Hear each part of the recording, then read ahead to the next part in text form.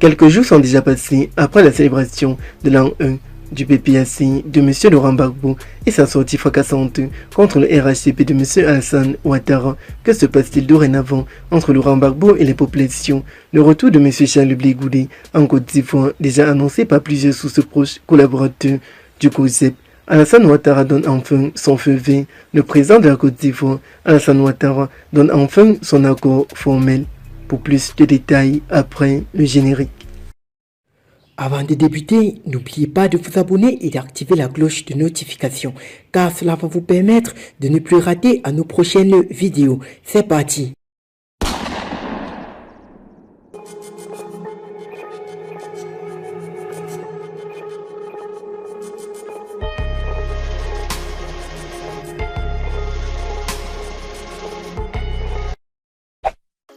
Les autorités de la Côte d'Ivoire, sans doute, sur l'instruction du président de la République de Côte d'Ivoire et président du RHDP, M. Alassane Ouattara, ont donné leur accord formel et écrit pour le grand retour en Côte d'Ivoire de M. Charles Blé Goudé. La date a été déjà annoncée.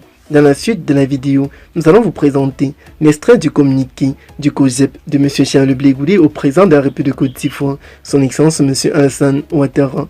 À la suite de la crise post-électorale de 2010-2011 qu'a connue la Côte d'Ivoire en 2010, Charles Blé Goudé, le président de notre parti politique, a été transféré le 22 mars 2014 à la Cour pénale internationale en abrégé CPI, plus précisément à La Haye, aux Pays-Bas, où il a fait l'objet d'une grande procédure judiciaire de près de 7 ans déjà passée, qui s'est soldée par son acquittement définitif le 31 mars 2021 par la CPI. De son exil ghanéen à la Cour pénale internationale en abrégé CPI, en passant par la DST en Côte d'Ivoire, cela fait aujourd'hui 12 longues années que le président du Congrès panafricain pour la justice et l'égalité des peuples, en abrégé COJEP, est hors de son pays d'origine, qui n'est autre que la Côte d'Ivoire, en possession de son passeport. Depuis le 30 mai 2022, le président du COJEP, Charles Blé Goudé, attendait l'accord des autorités ivoiriennes pour son retour au pays natal, comme cela a été le cas pour toutes les personnalités politiques qui ont quitté la Côte d'Ivoire dans le contexte de la crise post-électorale de 2010-2011.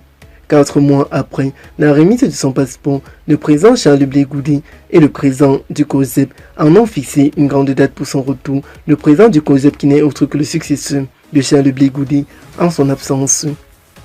C'est ainsi que les membres du COJEP ont le plaisir d'informer l'opinion nationale et internationale, les Ivoiriens en particulier, les Africains, sa famille et les responsables, les militants et sympathisants du COJEP, ainsi que toutes les personnes physiques et morales qui l'ont soutenu dans toute cette grande épreuve de longue attente hors de son pays.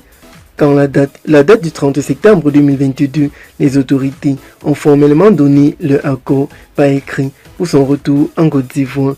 Mieux, dans toutes les grandes perspectives, que l'édit de retour se déroule dans un climat apaisé et dans la bonne condition. Le président de la République de Côte d'Ivoire, son Excellence M. Alassane Ouattara, a instruit son chef de cabinet, son Excellence l'ambassadeur Soumaoro Claude Saïm, de poursuivre les échanges avec le président Charles Blé Goudé. Et ce représentant en a profité de l'occasion, il s'est prononcé pour la parole de M. Ouattara. Pour la grande disposition sécurité pratique liée à ce retour, dont la grande date exacte sera communiquée à l'opinion nationale et internationale dans un bref délai, le COJEP et son président voudraient saisir la présente opportunité pour réitérer leur gratitude au président Alassane Ouattara pour l'attention particulière qu'il accorde à ce dossier. Le COJEP et son président s'en voudraient de ne pas associer à ce remerciement les personnes physiques et morales connus et anonymes qui ont œuvré d'une grande manière ou d'une autre au retour de M. Charles Blé Goudé en Côte d'Ivoire.